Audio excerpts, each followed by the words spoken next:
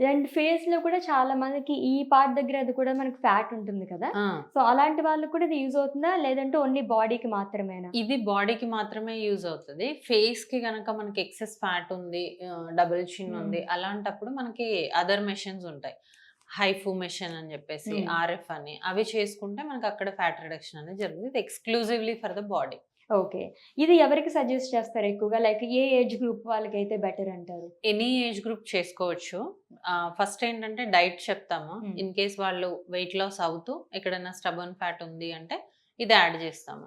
లేదు overall body కొంచెం తగ్గట్లేదు, మెటబాలిజం తక్కువుంది, స్లోగా తగ్గుతున్నారు. అలాంటప్పుడు మనం ఐఆర్ చాంబర్ కూడా దీంతో పాటు యాడ్ చేస్తామనమాట. ఓకే.